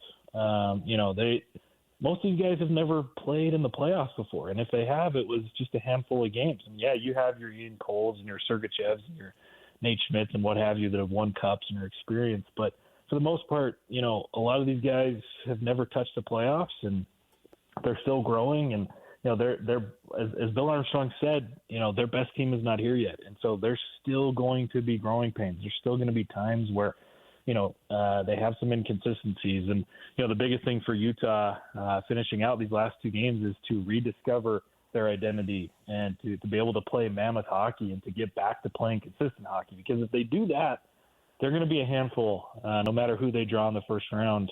But if they don't and they play like they did the last 2 games, well, it could be a pretty quick series. We could have panicked a couple weeks ago when they had that tough stretch and they had that weird game against the Capitals, and they turn around and they win 4 straight and they clinch playoff berth. So we know this team's going to be able to forget the last 2 games pretty easily. But was there anything you saw out of these last 2 games that gives you concern moving forward, things that they need to improve on before they get into an intense playoff series? Not really. I think it was just a combination of you played the best team in the East, you turned around and jumped on a plane and went up to Canada and played a team that had nothing to lose, and I think they had kind of exhausted themselves a little bit over the last. I mean, they won 5 straight and a lot of high emotions, and for me, the losses just kind of came back to a lack of effort. They came out flat in both games, and they struggled to really get going and struggled to get into their game. So, yeah, there's nothing overly worrisome. I think, if you wanted to point to one thing, it's probably that, the goaltending situation, Vejmelka's fine. I just don't know that it's been Vanacek has been a good fit. I would be surprised if they rely on him whatsoever. As soon as the playoff starts, I would anticipate that you're going to see Vejmelka every single night, especially, I mean, who knows how far Utah is going to go. So, it's not out of the ordinary to kind of play that way, but it's certainly unfortunate that they don't really trust their backup goaltender, and that's something that going beyond this season they're going to have to address stepping into the summer whenever that time comes. But yeah, overall, I don't think it's anything to really worry about. Utah. For Utah, it's about deciding to play their game. It's about having the maturity and the energy to be consistent. And, like I said before, I just don't think that they had that over these last two. Cole, one of the things that we've seen, obviously, with the fight in the Pacific, and we're trying to figure out what team Utah would end up facing, it looks like it would probably be Vegas. Does Vegas look like a team that can just turn it on immediately? I feel like any team could do that in the Stanley Cup playoffs, but I look at it, JJ brought this up to me. According to Vegas, they have the third best odds to win the Stanley Cup behind the Avs and the Hurricanes. And I thought, well, that seems like it's overshot. But going to the playoffs is something you can't replace, and that's a team who's been there quite a bit from the very get-go. Yeah. Vegas is definitely one of those teams that's just kind of built for the playoffs. Their game translates over to the postseason incredibly well. So, if Utah is to draw them in the first round, they need to kind of expose their weaknesses. And I think a lot of that is defensively and net. Their goaltending has, struggled to remain consistent. It's been definitely a struggle for them in a lot of different areas. They haven't really found their groove. They've kind of bounced between the two, between Hill and Hart, and I don't really feel like either guy has really asserted himself as a number one starter. So, I think what's positive for Utah is, they're gonna be a problem no matter who they face, whether it's Vegas or Edmonton, Anaheim, Colorado. I don't think anybody really wants to play Utah because, Utah is so hungry, and they kind of have, I think, spoiler written all over them. I think they're a team that could go into the first round and could make noise against just about anybody. And I think, certainly against, Vegas or Anaheim, I think those are if they face either of those teams, I think that's a series that Utah could potentially pull an upset and beat them. But it's going to, again, come down to Utah having maturity and consistency and deciding to play with those things. And I think the key, if they were to play Vegas, would be, in addition to, exploiting their weaknesses, would be, going down to Vegas and continuing to dominate. Because they've had a lot of success in that building. I think of the 3 wins against Vegas, or maybe 4, I believe that 2 or 3 of those have come, on the road. And most recently, they took care of business in commanding fashion about a month ago when they played the Golden Knights down there. So, for Utah, yeah, Vegas can be a scary team. They have the experience. A lot of guys that have won Stanley Cups on that roster, some of the best players in the league. I mean, Jack Eichel is arguably the second or third best American player in the National Hockey League.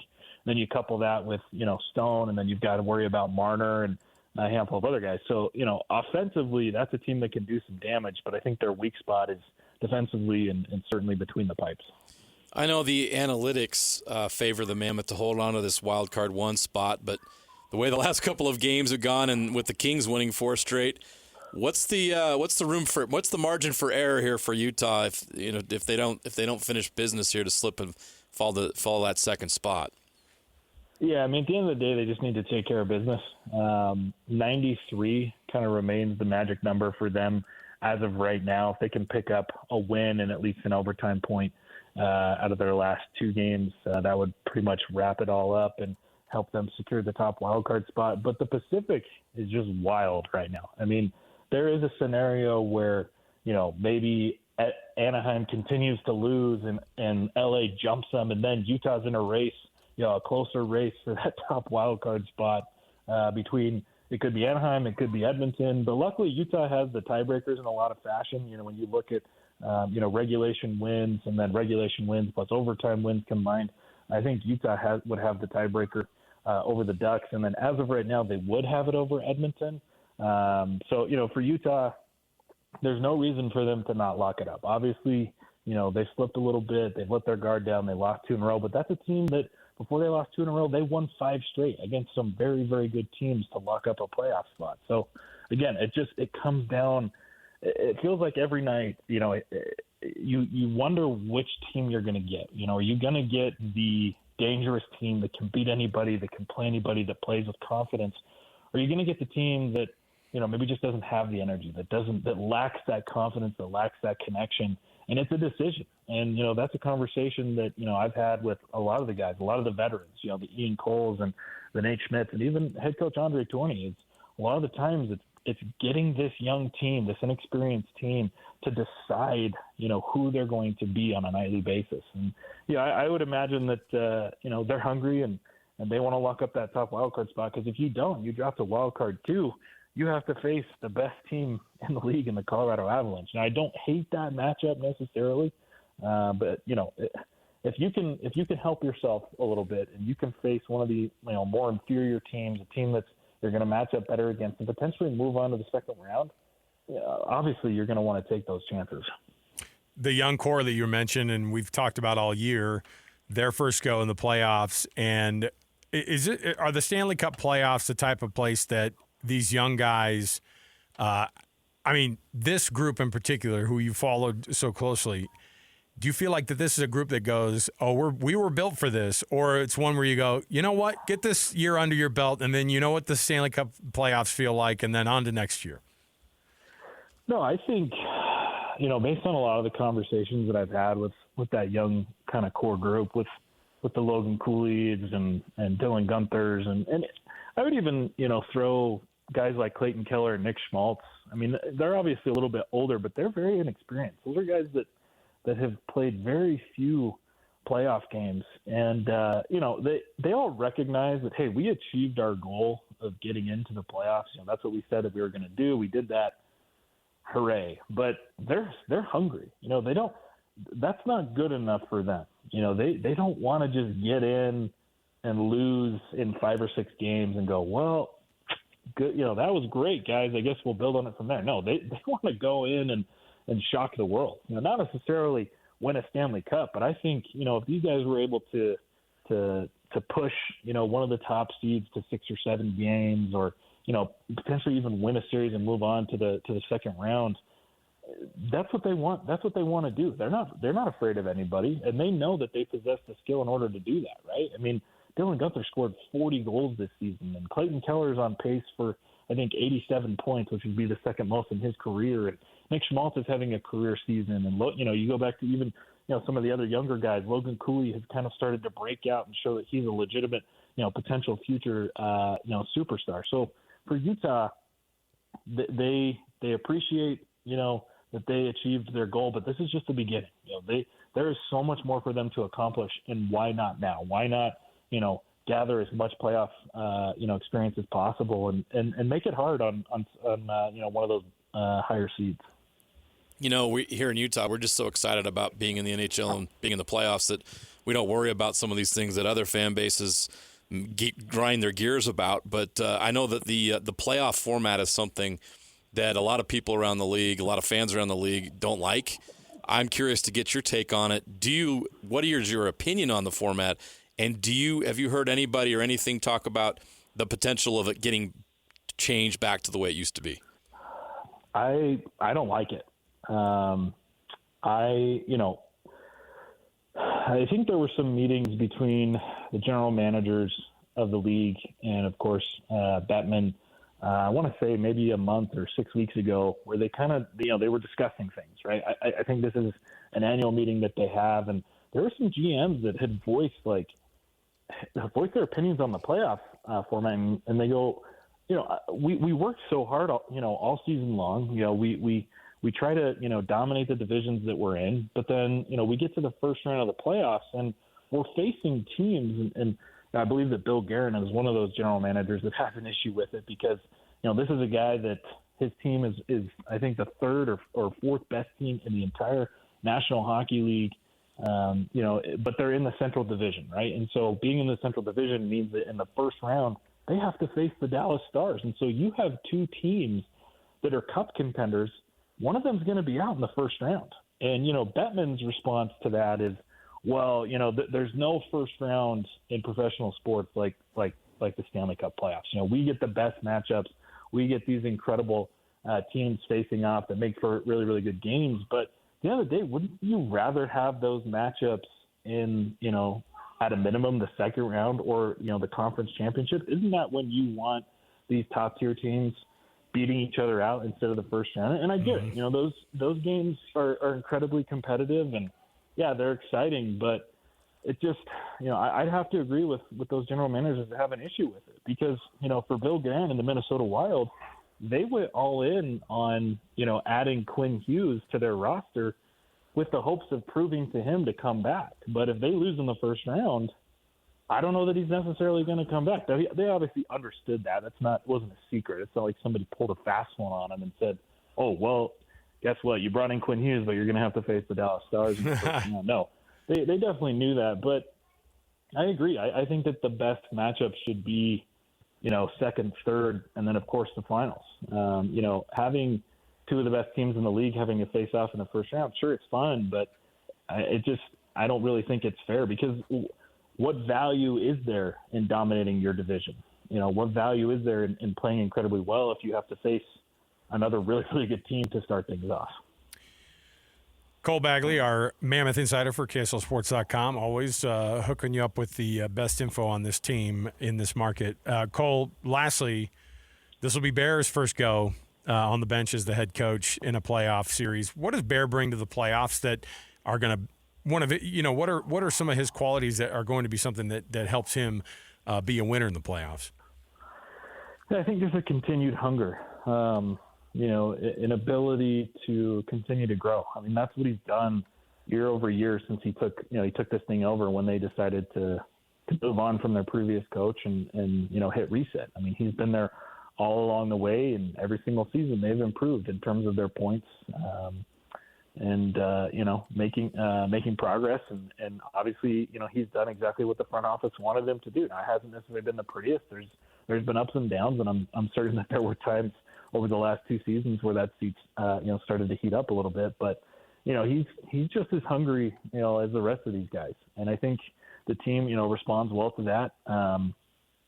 I think they feed off of him a little bit, and he has incredibly high expectations, which I think is good, right? You don't want to go into this, playoff debut for this franchise and just be there. That's not good enough. That's not what's going to result in winning a Stanley Cup, hopefully in 4, 5, 6 years down the road. But going in with a desire to win, with a confidence to win, and kind of wanting to shock the world and show people that Utah isn't just a team that's going to make the playoffs, but they're going to be tough to beat. They're going to be tough to deal with, and eventually, they are going to enter into a championship window. So, yeah, we'll see how things go, but it's going to be a lot of fun. There's nothing at all like playoff hockey, and I think that this team is well suited, and I think they've got the right leadership in place to make things interesting and to make some noise here in the next week. Cole, we're looking forward to these playoffs, man. Thanks for hanging out with us. We'll talk to you again. All right, thanks, boys. There you go. Thanks, Cole. Cole Bagley. We have more around the corner. 97.5 KSL Sports Zone. All the latest news and notes from the league and the locals in the NFL. JJ and Alex bring you the NFL Blitz on 97.5, the KSL Sports Zone. Welcome back, everybody. JJ and Alex, 97.5 VKSL Sports Zone. That music, of course, means the NFL Blitz is upon us. Oh, yeah, the league never sleeps. The best league in the world never sleeps. You can join Scotty G live on Wednesday, noon to 3 at Bar W Beef. It's a pop-up event. It's going on at the Cal Ranch store in Spanish Fork on 950 Main Street. I have been to that Cal Ranch so many dang times. I can picture it. And I can picture you going in there and checking it out. Bar W Beef, a pop-up event at the Cal Ranch store in Spanish Fork. Go check it out. You're like, I'm not going all the way down to Nephi. You will go to Spanish Fork, though. Check it out for yourself. Give it a taste, and you're going to get hooked. All right.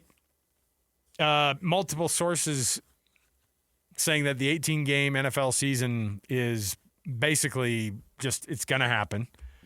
And I'm mixed on it because we talk about player safety, we talk about player careers, and when they add games, we're talking about taking away games in other leagues. Like, why are we playing 162 in baseball still? We already got there, and now our TV contracts have that in it. Why are we playing 82 and nobody plays in the 82 in the NBA? I don't know. The NHL is awesome because nobody's going, take away some games, eh? No, absolutely not. You know why? Because those guys bust their tail.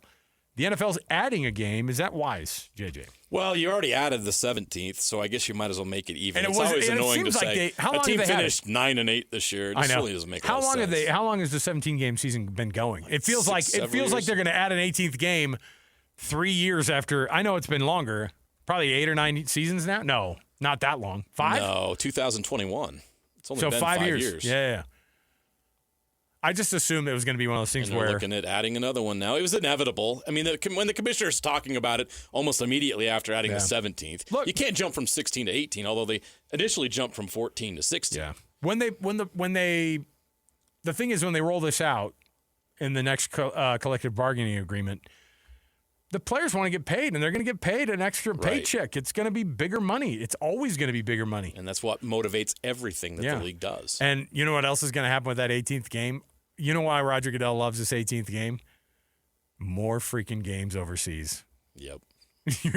I'm telling you. It's easy to add more games in London and Berlin. I know, he's all... Cape Town going to be hosting their very first NFL game. You're like, were people asking for it? Some of these places, I'm like, are people asking for it? The NFL's all, we don't care. We're just going to take over.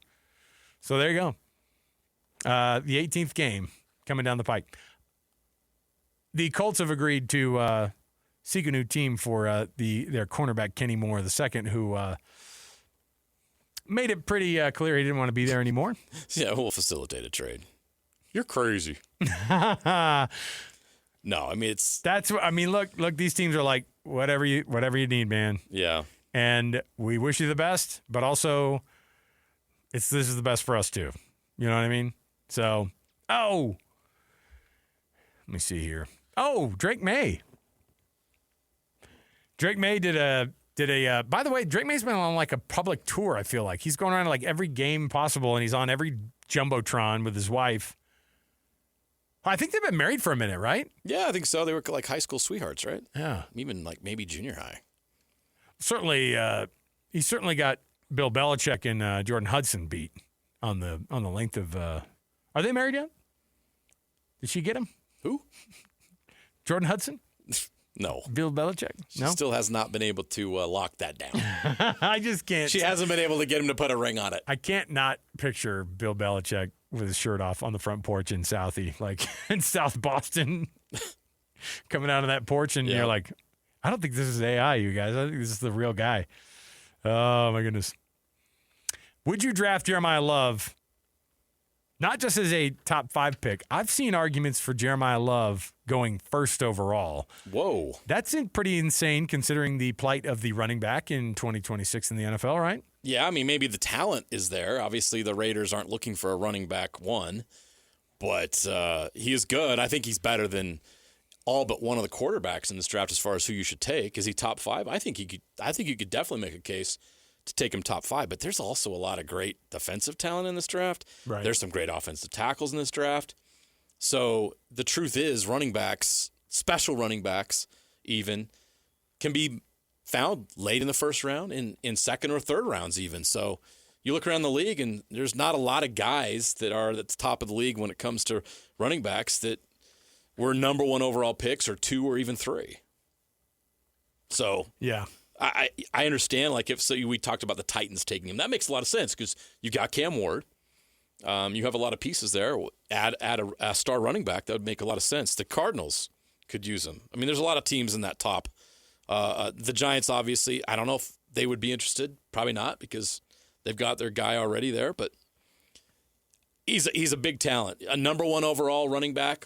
I mean, I'd have to Google and find out when the last time a number 1 pick overall was a running back. Tony Dorsett, maybe? You're going way back. No, I think Yeah, I mean, even like the insane body that, and everybody knew he was going to be good, Derrick Henry, when he came out of Alabama. You knew how dominant he was going to be, and he was a Heisman Trophy winner, all that stuff. I need to confirm this, but Kijana Carter in 1995? Wow. And that's the name, too? Yeah. I mean, that guy was – how long was he even in the league? 4 years? It didn't last long, no. So it's probably like was Emmitt Smith the number one overall guy? No, not at all. Jeez. No, not even close, actually. Yeah, they don't pick – I mean, look, it's quarterbacks. It's a quarterback league, man. It's a quarterback league. There's you no know doubt. How it is. Quarterback, pass rusher, lockdown corners. I mean, offense, left tackles can go number one sometimes. But, it's – Emmitt Smith was – where was he drafted? 90. No. 17th overall in the 90 draft. Correct. 17th? 17th overall. Worked out. Turned out to be the all-time leading rusher in NFL history. Yeah, people dog him for it too, but they're like, you're not the best. The best retired after 10 years, and you're like, oh, I know, but Emmitt Smith still freaking... Just because you don't look like a video game doesn't mean you weren't the best. Dude, Walter Payton didn't look like a video game. We were living in Dallas during his heyday. Yeah. He was as automatic as it got for 121 yards on 28 rushes. Right. And 2 touchdowns. He was consistently great. That was that freaking guy's day all day. He did have an incredible offensive line. He did. There's no doubt about that. Nate Newton might have actually been faster than Larry Allen for sure was. Yeah, exactly. All right. We'll take a break. We've got more to go around the corner. We've got a best and worst for you. 97.5 EKSL Sports Zone. Meet Christine. She loves shopping. And this is the sound of fashion overload. Too many fabulous things, not enough space. So Christine started selling with The RealReal. I've always loved collecting designer pieces. Gucci bags, Prada heels. But my style keeps evolving. Selling with The RealReal? Game changer. I earn more, and they do everything. Seriously, just drop off your items or schedule a pickup. We handle the photos, descriptions, pricing, even shipping. You just sit back and watch your items sell fast. To our 38 million members. And I get peace of mind knowing I earn more selling with The RealReal than anywhere else. Exactly. That's the sound of your closet working for you. The RealReal. Earn more, save time, sell fast. And right now, you can get an extra $100 site credit when you sell for the first time. Go to therealreal.com to get your extra $100. Therealreal.com. That's therealreal.com. Make game day yours. Tickets, food and drinks, stats, and streaming. Everything you need is in the Utah Mammoth app. Download today and make game night easy. Download on both Android and iPhone. Just top. Derek Overstreet, founder of the New Millennium Group. We're a financial planning firm. We have advisors standing by right now to take your call. 888-999-6370. The reason you're going to want to call is we're going to help you retire 3 to 5 years before you thought possible. The way we do this is by putting together a step-by-step plan. So if you're one of those people listening and you'd like a plan in writing, give us a call at 888-999-6370. That's 888-999-6370, or go to utahsfinancialplanner.com. Wrapping up the hour with our picks for the best and worst moments on today's show. As JJ and Alex want to hear your best and worst of the day.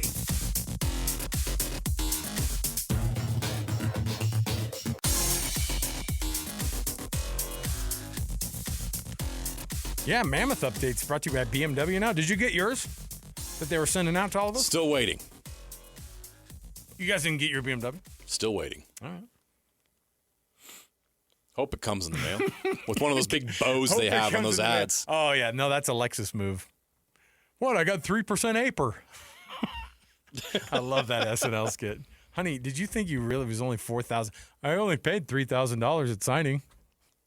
Do you really think that car's worth $3,000? All right. Guess what? Best and worst to wrap up this hour. Guess what? You're gonna see some. You're gonna see some improvements up at Utah State. There are a couple things. Didn't they just get Did Coach Jacobson hire himself an assistant too? He did. Barrett Perry, who's a very familiar name to people in the state who know about college basketball. A longtime assistant, was once a head coach at Portland State. He's been a part of several staffs in state. And he's back in Utah after a stint at UNLV. So Great recruiter. The Spectrum, by the way, the Spec is going to get some changes. They announced. They're not very popular with fans, I'll tell you that. Okay, I was wondering. So they put this stuff out that says it's going to improve the experience, which when they roll that out, I always wonder. I think, so does that mean the students are going to take a hit a little bit? Always. Okay. So what are the changes that are supposed to be good? The Herd has established itself as one of the premier student sections in all of college athletics. You don't need 4 paragraphs, by the way, to explain the change you're making, right? Yeah. So what's the long and short of it here? Oh, so they're going to have additional season ticket and premium opportunities. Oh, boy. That's pushing some people out to make room for the big wigs. Yeah, the Aggie student section is going to go completely behind the basket. Hey, look. That's still effective, but you're right. It's never fun. You remember, I can't remember what year it was, but when BYU goes, hey, media guys who are right here, when they moved the media up to like the second level of the Marriott Center, and we were like, oh, this is different. I wonder what they're doing. And it was like, oh, yeah. They get way more money out of people sitting right there. The people who want to sit right there are going to pay for it, not these free media guys who are eating a free meal before the event. So this is the way that all big-time programs are going. And guess what? Utah State is a big-time program now. They're going to the Pac-12, brother. They are. So you got to step up with the money. The only way this happens is the money, and there are certain things that often have to fall to the wayside when that happens. And at least they're keeping the Herd together. That's been the thing I've been hearing from people. Well, at least they're keeping the Herd together. But there's obviously a lot of people that aren't happy about it. Do what BYU does. Just start handing out ice cream just to assuage everybody's fears. Hey, I know you can't afford the season tickets anymore, but the one game you're going to cut to, hey, eat this ice cream. It'll soothe your pains. It works for visiting fans when they give them their ice cream while they're kicking their butt. I always love that. Come begin soon. Did you have the mint brownie? It's like toothpaste on a brownie. Good. Well, it's fun to watch us beat you 49-7. I did go over and see one of my friends who's from drive home safe. One of my friend's kid plays for Stanford, and I went over and visited him during the thing, and he was like, "Yeah, they're awesome. They've been really cool. They've been bringing all this stuff around to us." He's like, "Look, you don't have to give us gifts. We know we stink. We knew it was going to happen before this game. We just have to be able to see our kid play in front of us." All right, and then the worst. We have time for the worst. We're losing hockey history. Yes. Yeah. We knew that this was probably coming, but it looks like the Grizzlies played their last game, of course, on Sunday afternoon at the Maverik Center. I will say that's where all of us had our first Utah hockey experiences, right? Absolutely. Yeah.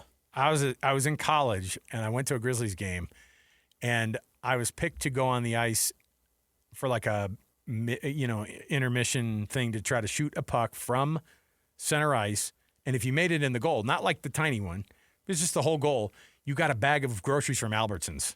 Wow. Or from Smith's or something. I think it was back when Albertsons still existed. And that was huge. I mean, I was like, my roommates and I were ecstatic. And I just love the attitude. People have those season tickets. There have been people who had those season tickets for years. So I know we love having the Mammoth here, but a lot of people are going to be sad the Grizzlies go away. Yeah, it was inevitable, but it does close a chapter in Utah hockey history. And for people that can't afford to go to Mammoth games, that was their way to see pro hockey in an affordable way, and it's gone now. And so for a lot of fans here in Utah, it is a sad day. Yeah. But obviously we see that the need for the Grizzlies to go where they're going and where we are now with the NHL. So there you go. They're off to Trenton, New Jersey. Could not have picked a further away place, I feel like. But there you go. That's how it works. We'll take a break. 97.5, the KSL Sports Zone.